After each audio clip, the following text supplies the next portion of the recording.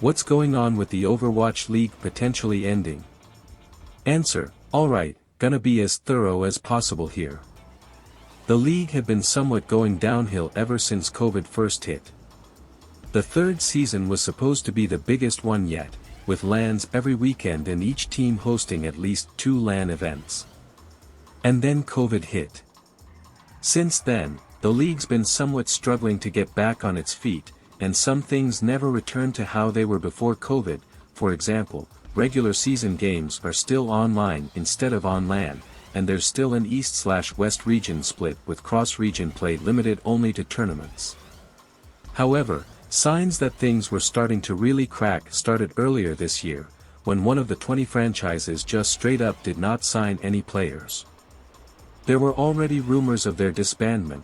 Then it was announced that they wouldn't be participating in the spring stage, until it was finally announced that they disbanded.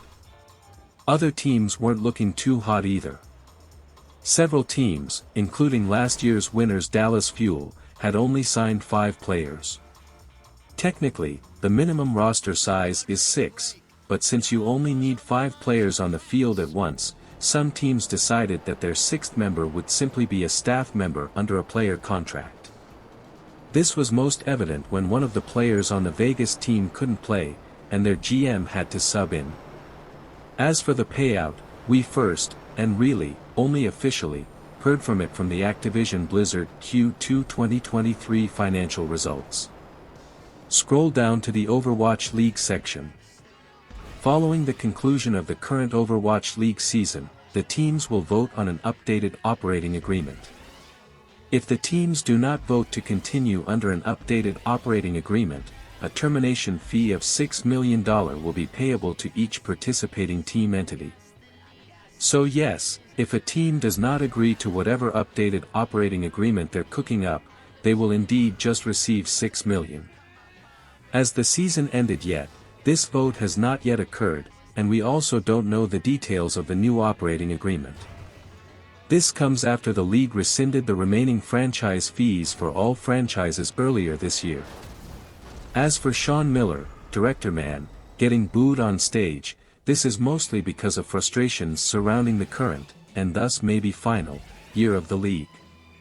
Sean only became Director Man at the start of last year, for reference.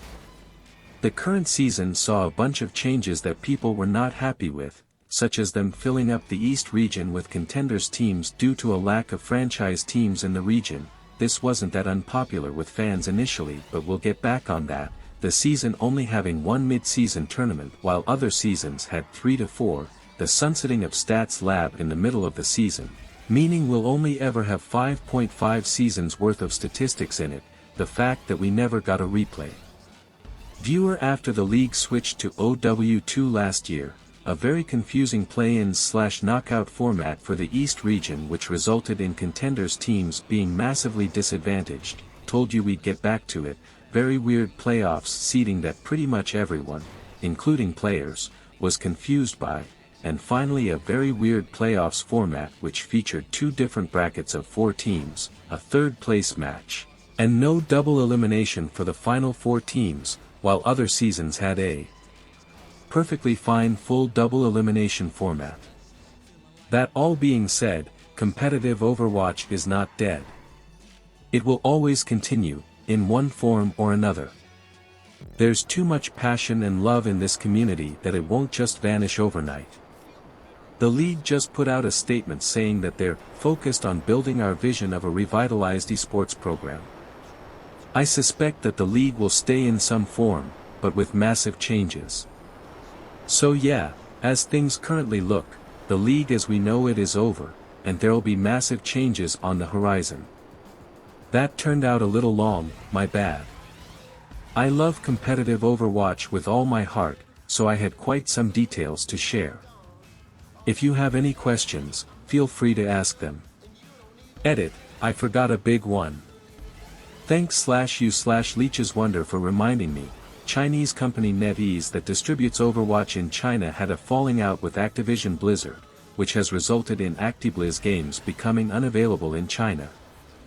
This issue is way above OWL or OW's level, since it affects all of ActiBliz, but it did have some drastic repercussions for the league, since 4 of the league's teams are based in China.